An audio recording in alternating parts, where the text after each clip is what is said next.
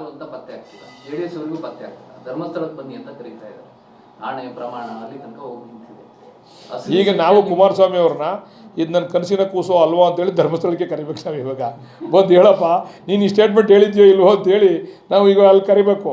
ಈಗ ಅಡ್ಡ ಮತದಾನಕ್ಕೆ ಅವ್ರು ಮಾಡಿದ್ಮೇಲೆ ಕುಮಾರಸ್ವಾಮಿ ಅವರು ಈ ವಿಚಾರಕ್ಕೆ ಬರ್ಬೇಕು ಧರ್ಮಸ್ಥಳಕ್ಕೆ. ನಾವು ಬಂದು ಹೇಳ್ತೀವಿ ಕುಮಾರಸ್ವಾಮಿ ಅವ್ರು ಈ ಮಾತು ಹೇಳೋರಿಂದ ನಾವು ಬಂದು ಧರ್ಮಸ್ಥಳದಲ್ಲಿ ಹೇಳ್ತೀವಿ. ಕುಮಾರಸ್ವಾಮಿ ಅವರು ಬಂದು ಹೇಳಿ ಧರ್ಮಸ್ಥಳದಲ್ಲಿ ನಾನು ಹೇಳಿಲ್ಲ ರೀ ನಾನು ಅದನ್ನ ಅಂತ.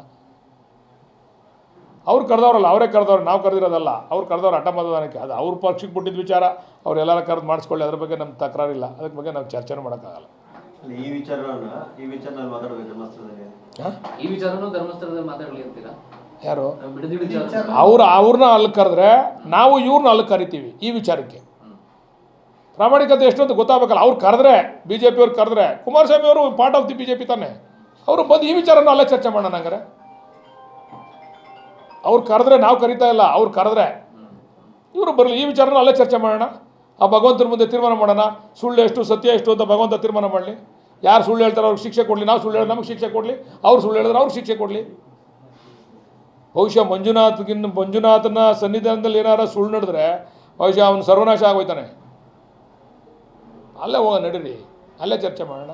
ಅವ್ರು ಕರೆದ್ರೆ, ನಾವು ಕರೆದಿಲ್ಲ. ಆಮೇಲೆ ನೀವು ಕರೆದ್ರು ಅಂತ ಅನ್ಬೇಡಿ, ಆಮೇಲೆ ಹೋಗಿ ಕೇಳ್ತೀರ ನೀವು ಬಾಲಕೃಷ್ಣ ಅವ್ರು ಅದಕ್ಕೆ ಕರೆದ್ರು ಅಂತ. ಸರಿ, ಆನೆ ಪ್ರಮಾಣ ಅಂದ್ರೆ ಕುಮಾರಸ್ವಾಮಿ ಅವರು ಅವತ್ತಿಂದ ಇದರಲ್ಲೇ ಬರ್ತಾ ಇದೆ. ಸರಿ, ಒಂದು ಹಿಂದೆ ಸವಾಲು DK ಶಿವಕುಮಾರ್ ಅವರಿಗೆ ಕುಮಾರಸ್ವಾಮಿ ಮಾಡಿದ್ರಿ. ಅವಾಗ ನೀವು ಕುಮಾರಸ್ವಾಮಿ ಅವ್ರ ಜೊತೆ ಇದ್ರಿ, ಈಗ DK ಶಿವಕುಮಾರ್. ಸರಿ, ಕುಮಾರಸ್ವಾಮಿ ಅವರ ಮನಸ್ಥಿತಿ ನಿಮ್ಗೆ ಹೇಳ್ತೀನಿ. ನಾನು ಅವ್ರ ಜೊತೆ ಬೆಳೆದಂಥವನು, ಅವ್ರ ಮನಸ್ಥಿತಿ ಹೇಳ್ತೀನಿ ನಿಮಗೆ. ಅವರು ಯಾರು ಕೂಡ ಮುಖ್ಯಮಂತ್ರಿ ಆಗಿರೋದಕ್ಕೆ ಸಹಿಸ್ಕೊಳ್ಳಲ್ಲ. ಅವ್ರು ಏನು ಮಾಡವ್ರೆ, ಏನು ಅನ್ಕೊಂಬಿಟ್ಟವ್ರೆ ಅಂತಂದರೆ, ಈ ರಾಜ್ಯಕ್ಕೆ ಏನಾರ ಮುಖ್ಯಮಂತ್ರಿಯಾಗಿ ಈ ರಾಜ್ಯಕ್ಕೆ ಏನೋ ಒಳ್ಳೇದು ಮಾಡೋದು ನಾನು ಒಬ್ಬನೇ ಅಂತ ಅನ್ಕೊಂಬಿಟ್ಟವ್ರು. ಇನ್ಯಾರು ಒಳ್ಳೇದು ಮಾಡಲ್ಲ, ನಾನು ಒಬ್ಬನ ಕೈಲಿ ಆಗೋದು ಅಂತಕ್ಕಂಥ ಅವ್ರ ಮಾತುಗಳು, ಅವರ ನಡವಳಿಕೆ ಎಲ್ಲ ನೀವು ನೋಡ್ತಾ ಇದ್ದೀರಾ ಅಲ್ವಾ. ನೀವು ಇವ್ರು ಒಳ್ಳೆ ರೀತಿ ಮಾಡಿ ಒಳ್ಳೆ ನಡವಳಿಕೆ ಇದ್ದಿದ್ರೆ ಇಷ್ಟೊತ್ತಿಗೆ 124 ಜನ ಗೆಲ್ಸ್ಬಿಡೋರು. ನಿಮ್ಮ ರೀತಿ ನೀತಿಗಳು ಸರಿಯಾಗಿದ್ದಿದ್ರೆ, ನೀವು ಸರಿಯಾದ ರೀತಿಯಲ್ಲಿ ಹೋಗಿದ್ರೆ ಇಷ್ಟೊತ್ತು 124 ನಿಮ್ಮ ಯಾವ ಇದೇ ಇಲ್ಲದೇ ಗೆಲ್ಸ್ತಕ್ಕಂಥದ್ದು ನಮ್ಮ ಕನ್ನಡ ರಾಜ್ಯದಲ್ಲಿ ಇತ್ತು. ಆದರೆ ಇವ್ರ ನಡವಳಿಕೆಗಳಾಯ್ತಲ್ಲ, ಬದಲಾವಣೆಗಳು. ಈಗ ಯಡಿಯೂರಪ್ಪನವ್ರ ಜೊತೆ ಸೇರಿಕೊಂಡ್ರು, ಯಡಿಯೂರಪ್ಪನವ್ರಿಗೆ ಅಧಿಕಾರ ಕೊಡಲಿಲ್ಲ. ಯಡಿಯೂರಪ್ಪನವ್ರ ಪಾಪ ಹೋರಾಟ ಮಾಡಿ ಮತ್ತೊಂದು ಮಾಡಿ ಮುಖ್ಯಮಂತ್ರಿ ಆದರು. ಕಡೆಗೆ ಕಣ್ಣೀರು ಹಾಕ್ಸಿದ್ರಲ್ರಿ. ಎಷ್ಟು ಯಡಿಯೂರಪ್ಪನವ್ರ ಮೇಲೆ ಎಷ್ಟು ಪ್ರೆಸ್ ಮಾಡಿದ್ದೀರಾ ನೀವು? ಅಲ್ಲಿ ದುಡ್ಡು ತೊಗೊಂಡವ್ರೆ, ಇಲ್ಲಿ ದುಡ್ಡು ತೊಗೊಂಡವ್ರೆ, ಎಷ್ಟು ಮಾಡಿದ್ರಿ ನೀವು ಯಡಿಯೂರಪ್ಪನವ್ರ ಮೇಲೆ? ಕಣ್ಣೀರಾಗಿ ಕೆಳಗಡೆ ಇಳಿಸಿದ್ರಿ ನೀವು ಯಡಿಯೂರಪ್ಪನವ್ರನ್ನ. ನೀವೇ ಅಧಿಕಾರ ಹಸ್ತಾಂತರ ಮಾಡಬೇಕಾಯ್ತು, ಅದು ಮಾಡಲಿಲ್ಲ ನೀವು. ಮಾತು ಕೊಟ್ಟಂತೆ ಮಾತು ತಪ್ಪಿದ್ರಿ ನೀವು. ಅವಾಗ ಶಿವಕುಮಾರ ಸ್ವಾಮೀಜಿಯವ್ರ ಮೇಲೆ ಪ್ರಮಾಣ ಮಾಡಿದ್ರು ಹಾಸನದಲ್ಲಿ, ನಾನು ಅಧಿಕಾರ ಹಸ್ತಾಂತರ ಮಾಡ್ತೀನಿ ಯಡಿಯೂರಪ್ಪನವ್ರಿಗೆ ಅಂತ. ಶಿವಕುಮಾರ ಸ್ವಾಮೀಜಿಯವ್ರ ಸನ್ನಿಧಿನಲ್ಲಿ ಪ್ರಮಾಣ ಮಾಡಿದ್ರು, ಹಸ್ತಾಂತರ ಮಾಡಲಿಲ್ಲ. ಅದೇನೋ ಭಗವಂತ ಅವನ ಇಲ್ವೋ ನಮಗೂ ಗೊತ್ತಿಲ್ಲಪ್ಪ. ಕೆಲವ್ರಿಗೆ ಭಗವಂತನೇ ಇಲ್ಲ ಅನಿಸ್ತದೆ, ನಮ್ಮದವ್ರಿಗೆ ಮಾತ್ರ ಭಗವಂತ ಇರೋದು. ಮಾಡಲಿಲ್ಲ. ಮಾಡಿದ್ಮೇಲೆ ಹೋರಾಟ ಮಾಡಿ ಮುಖ್ಯಮಂತ್ರಿ ಆದರು ಯಡಿಯೂರಪ್ಪ. ಹೋರಾಟ, ಅವ್ರ ಸಾಧನೆ ಜನ ಇಷ್ಟಪಟ್ಟರು, ಮುಖ್ಯಮಂತ್ರಿ ಆದರು. ಅವ್ರದ್ದೇ ಆದಂಥ ಬೇರೆ ರೀತಿಯಲ್ಲಿ ಮುಖ್ಯಮಂತ್ರಿ ಆದರು. ಅವ್ರನ್ನ ಇರೋಕ್ಕೆ ಬಿಡಲಿಲ್ಲ. ಈಗ ಆ ರೀತಿ ಮಾಡಬೇಕು ಅಂತ ಹೊಂಟಿರೋದು. ಆ ಹಳೆ ಇದೈತಲ್ಲ, ಆ ಪ್ರಿನ್ಸಿಪಲ್ನ ಇಲ್ಲಿ ಅಪ್ಲೈ ಮಾಡ್ತಾವ್ರೆ. DK ಶಿವಕುಮಾರ್ ಅವ್ರಿಗೆ ತಡ್ಕೊಳಕ್ಕಾಯ್ತಲ್ಲ. ಅವ್ರು ನೋಡಿ, ನೀವು ನೋಡಿದ್ದೀರಾ ಕೇಂದ್ರದಲ್ಲಿ ಎಷ್ಟು ಸಾವಿರ ಅವರು, ಅವ್ರಿಗೆ ನಿದ್ದೆ ಬರ್ತಾ ಇಲ್ಲ. ಡೆಲ್ಲಿನಲ್ಲಿ ಮನೆ ಕೊಂಡ DK ಶಿವಕುಮಾರೇ ಕಾಣ್ತಾರೆ. ಅವ್ರಿಗೆ ಎದ್ದು ಕೂತ್ಕೊಂಡ್ಬಿಡ್ತಾರೆ ಒಂದೊಂದು ಸರಿ ರಾತ್ರಿ ಹೊತ್ತು. ಇಲ್ಲಿ ಬಂದ್ಬಿಟ್ಟು ಅವ್ರು ಇಲ್ಲಿ ಬಿಟ್ಟು ಕೇಂದ್ರ ಮಂತ್ರಿ ಕೇಂದ್ರದಲ್ಲಿ ಕೆಲಸ ಮಾಡ್ಬೇಕಾ, ರಾಜ್ಯದಲ್ಲಿ ಕೆಲಸ ಮಾಡ್ಬೇಕಪ್ಪ? ನೀವು ಹೇಳಿ ದಯಮಾಡಿ. ನಿಮ್ಮನ್ನೇ ಕೇಳ್ತೀನಿ ಮಾಧ್ಯಮದವ್ರನ್ನ. ಈಗ ಅಲ್ಲಿ ಡೆಲ್ಲಿನಲ್ಲಿ 30 ದಿವಸ ಇದ್ದು 20 ದಿವಸ ಇದ್ದು ಇಲ್ಲೊಂದು 10 ದಿವಸ ಇರಬೇಕಲ್ವಾ? ಅವ್ರು ಅಲ್ಲಿ 2 ದಿವಸ ಇದ್ಬಿಟ್ಟು ಕ್ಯಾಬಿನೆಟಿದಾಗ ಹೋಗ್ಬಿಟ್ಟು ಬಂದು ಇಲ್ಲೇ ಇರ್ತಾರೆ. ಈ ಅರ್ಥ ಏನಿದ್ರದ್ದು? ಅವ್ರಿಗೆ ನಿದ್ದೆ ಬರ್ತಾ ಇಲ್ಲ. DK ಶಿವಕುಮಾರ್ಗೆ ಏನಾದ್ರು ಮಸಿ ಬೆಳಿಬೇಕು. ಈಗ ಅವರ ಜೊತೆಗೆ ಮಗನ ಬಿಟ್ಬಿಟ್ಟವ್ರೆ. ಅವ್ರು ಬರೋಕ್ಕಾಗಲ್ಲ, ಮಗನ ಬಿಟ್ಬಿಟ್ಟವ್ರು. ಇವಾಗ ನಡಿ ನೀನು ಬಿಡ್ದಿಲ್ ಮಾಡು ಅಂತ. ಈ ಬೇರೆ ಕಡೆ ನಡೀತಾವಲ್ಲ ಇವೆಲ್ಲ ರೈತರ ಹೋರಾಟಗಳು, ಅಲ್ಲಿ ಕಣ್ಣು ಕಾಣ್ತಾ ಇಲ್ವ ಅವ್ರಿಗೆ?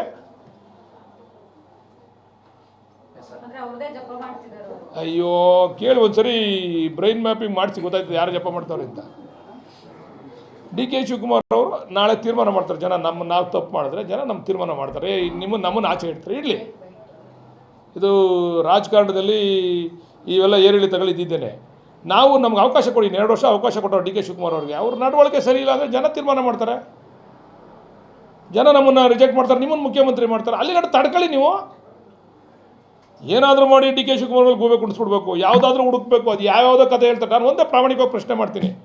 ಈಗ ನಿಮ್ಮ ಕುಟುಂಬದ ಆಸ್ತಿ, ನಮ್ಮ DK ಶಿವಕುಮಾರ್ ಅವ್ರ ಕುಟುಂಬದ ಆಸ್ತಿ ಈಗಾಗಲೇ ಇವರು ದೇವೇಗೌಡರು ಇವರೆಲ್ಲ ಸೇರಿ ತನಿಖೆ ಮಾಡಿಸಿ IT ED ಎಲ್ಲ ಆಗಿ ಇವರು ಏನೂ ಇಲ್ಲ, ಇವರು ಕರೆಕ್ಟಾಗಿ ಮಾಡ್ಕೊಂಬಂದವ್ರೆ ಅಂತೇಳಿ ಸುಪ್ರೀಂ ಕೋರ್ಟಲ್ಲೇ ತೀರ್ಮಾನ ಆಗಿ ಆಚೆ ಬಂದುಬಿಟ್ರು. ಈಗ ನಿಮ್ಮದನ್ನು ಕೂಡ ಒಳಪಡಿಸ್ತೀರ ಹಂಗಾರೆ ತನಿಖೆಗೆ? ನಿಮ್ಮದು ಕೂಡ ಪ್ರಾಮಾಣಿಕವಾಗಿ ಚರ್ಚೆಗೆ ಬರ್ತೀರ, ಹೋಗಲಿ ಚರ್ಚೆ ಮಾಡೋಣ. ನೀವು ಹೆಂಗೆ ಸಂಪಾದನೆ ಮಾಡಿದ್ರಿ, ನಿಮ್ಗೆ ಇಷ್ಟೊಂದು ದುಪ್ಪಟ್ಟು ಆಸ್ತಿ ಆಯ್ತಲ್ಲ, ನಿಮ್ಮ ಮಗನ ಹೆಸರಲ್ಲಿ ಅಷ್ಟೊಂದು ಆಸ್ತಿ ಐತೆ, ಹೆಂಡತಿ ಹೆಸರಲ್ಲಿ ಐತೆ, ನಿಮ್ಮ ಹೆಸರಲ್ಲಿ ಐತೆ, ನಿಮ್ಮ ಅಣ್ಣ ಹೆಸರಲ್ಲಿ ಐತೆ, ನಿಮ್ಮ ತಮ್ಮನ ಹೆಸರಲ್ಲಿ ಅದೇ, ಇವೆಲ್ಲನೂ ಕೂಡ ಚರ್ಚೆ ಮಾಡೋಣ ಸಾರ್ವಜನಿಕವಾಗಿ. ಹಂಗಾರೆ ಎಲ್ಲಿಂದ ಬಂತು ಅಂತ? ನೀವೇನಾರು ದೊಡ್ಡ ರಿಯಲ್ ಎಸ್ಟೇಟ್ ಮಾಡ್ತಾಯಿದ್ದೀರಾ, ದೊಡ್ಡ ಬಿಸ್ನೆಸ್ ಮಾಡ್ತಾಯಿದ್ದೀರಾ, ದೊಡ್ಡ ಏನಾರು ವ್ಯವಹಾರ ಮಾಡ್ತಾಯಿದ್ದೀರಾ, ದೊಡ್ಡ ಏನಾರು ಟಾಟಾ ಬಿರ್ಲಿಂದ ಏನಾರು ಪಾರ್ಟ್ನರ್ಶಿಪ್ ಶೇರ್ ಐತಾ? ಹೇಳ್ಬೇಕಲ್ಲ ಏನಾರು ಒಂದು. ನಿಮಗೆ ದುಡ್ಡೆಲ್ಲ ಹೆಂಗೆ ಬಂತು ಹಂಗಾರೆ ಆಸ್ತಿ ಎಲ್ಲ? ನಾನು ಒಂದು ಸರಿ ಕೇಳಿದ್ದೆ, ಅವ್ರು ಮುಖ್ಯಮಂತ್ರಿಯಾಗಿ ಹೇಳಿದಾಗ ನಾನು ಒಂದು ಸರಿ ಕೇಳಿದ್ದೆ, ನಾನು ಒಂದು ಟ್ರಾನ್ಸ್ಫರಲ್ಲೂ ಕೂಡ ನಾನಾಗಲಿ ನನ್ನ ಕುಟುಂಬ ಆಗಲಿ ದುಡ್ಡು ತೊಗೊಂಡಿಲ್ಲ ಅಂದ್ರೆ ಬಂದು ಪ್ರಮಾಣ ಮಾಡಿ ಸ್ವಾಮಿ ಅಂದೆ. ಎಲ್ಲರ ತಾವು ದುಡ್ಡು ತೊಗೊಂಡ್ರೆ ಉದಾಹರಣೆಗಳಿದ್ದಾವೆ, ಟ್ರಾನ್ಸ್ಫರ್ಸಲ್ಲೂ ದುಡ್ಡು ತೊಗೊಂಡ್ರೆ ಉದಾಹರಣೆಗಳಿದ್ದಾವೆ, ಪೋಸ್ಟಿಂಗ್ಸಲ್ಲಿ ದುಡ್ಡು ತೊಗೊಂಡ್ರೆ ಉದಾಹರಣೆಗಳಿದ್ದಾವೆ, ನಿನ್ನ ಅಧ್ಯಕ್ಷನ ಮಾಡ್ತೀನಿ ಅಂತ ದುಡ್ಡು ತೊಗೊಂಡು ಅರ್ಧಂಬರ್ಧ ವಾಪಸ್ ಕೊಟ್ಟರು ಉದಾಹರಣೆಗಳು ಇದ್ದಾವೆ. ಜಿಲ್ಲಾ ಪರಿಷತ್ತಲ್ಲಿ ಅಧ್ಯಕ್ಷನ ಮಾಡ್ತೀನಿ ಅಂತ ದುಡ್ಡು ತೊಗೊಂಡು ಇಲ್ಲಿ BBMPನಲ್ಲಿ ಮೇಯರ್ ಮಾಡ್ಬೇಕಾದ್ರೆ ದುಡ್ಡು ತೊಗೊಂಡ್ರೆ ಉದಾಹರಣೆಗಳಿದ್ದಾವೆ ಕಾರ್ಯಕರ್ತರ ಹತ್ರ. ಇವೆಲ್ಲರೂ ಕೊಡ್ತೀವಿ ಬೇಕಾದ್ರೆ ಎಕ್ಸಾಂಪಲ್ಸ್ ಬೇಕು ಅಂದರೆ ಕುಮಾರಸ್ವಾಮಿ ಅವರಿಗೆ.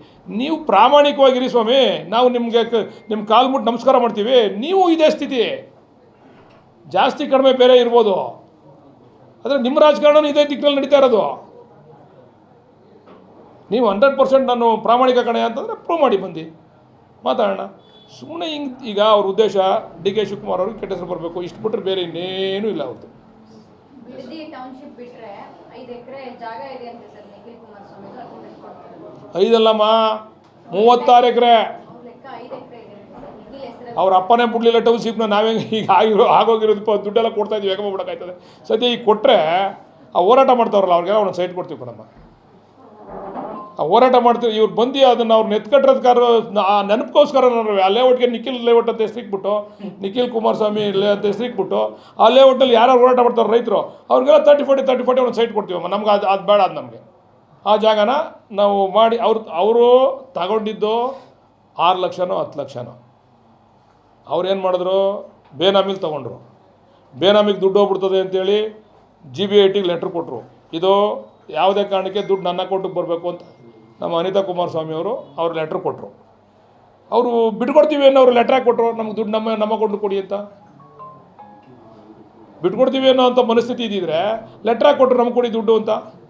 ಇವತ್ತು 2 ಕೋಟಿಗೆ ಹೋಯ್ತದೆ, ಇವ್ರು ತೊಗೊಂಡಿದ್ದು 10 ಲಕ್ಷಕ್ಕೆ. ಇವತ್ತು ಎಷ್ಟು ಕೊಡ್ತಾಯಿದ್ದೀವಿ ಅವ್ರಿಗೆ ಪರಿಹಾರ? 2 ಕೋಟಿ. ಅದೇ ಎಲ್ಲೋ ಇದು ಏನೋ ರೆಡ್ ಝೋನ್ ಐತಿದ್ರೆ ಅದ್ರ ಬೆಲೆ 25 ಲಕ್ಷ, 30 ಲಕ್ಷ, 50 ಲಕ್ಷನೇ. ಸದ್ಯ ನಾವು ನಿಮ್ಮಲ್ಲಿ ಕೈ ಜೋಡಿಸಿ ಕೇಳ್ತೀವಿ ನಿಖಿಲ್ ಕುಮಾರಸ್ವಾಮಿ ಅವ್ರಿಗೆ, ಆ ಹೆಸರನ್ನೇ ಲೇಔಟ್ ಹೆಸರನ್ನೇ ನಿಖಿಲ್ ಕುಮಾರಸ್ವಾಮಿ ಅವ್ರದ್ದು ತಿಕ್ಬಿಟ್ಟು, ಈಗ ಪಾಪ ಅವ್ರು ಯಾರು ರೈತರು ಅವರಲ್ಲ, ಅವ್ರಿಗೆಲ್ಲ ಒಂದು ಸೈಟ್ ಕೊಡೋಣ, ದಯಮಾಡಿ ಕೇಳಿ ಬರ್ಸ್ಕೊಡ್ಲಿ, ಅವ್ರಿಗೆಲ್ಲ ಒಂದು ಸೈಟ್ ಕೊಡ್ತೀವಿ ನಾವು ಫ್ರೀಯಾಗಿ, ಆ ಜಾಗದಲ್ಲಿ ಫ್ರೀಯಾಗಿ ಸೈಟ್ ಕೊಟ್ಬಿಡ್ತೀವಿ. ಸರ್, ಇದು ಗ್ಯಾರಂಟಿದೊಂದು CAG ವರದಿ ಬಂದಿದೆ, ಸಾಕಷ್ಟು ಅಕ್ರಮಗಳು